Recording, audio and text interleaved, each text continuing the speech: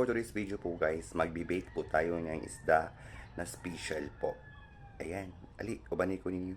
Ayan po yung ating isda, nakamarinate na po siya sa suka, limon, tapos tuyo, paminta, paprika, cayenne, at magic sarap. Ayan po.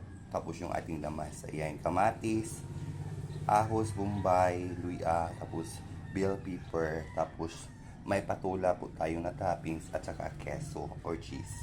Ali, mag-paper sa ta.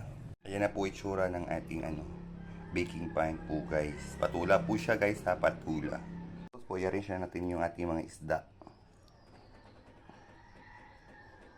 Ayan na po yung itsura. Ayan. Pagkatapos ilagay lang po natin yung ating sabaw po sa minarinita ng ating isda po guys. Ayan. Ilagay ko na po lahat.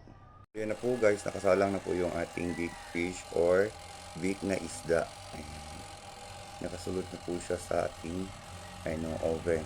Ayan. Ayan na po guys, yung itsura po na ng ating big na isda. Ayan. Ayan po guys, luto na po siya guys. Ang ganda niya po. Ali, mga unata.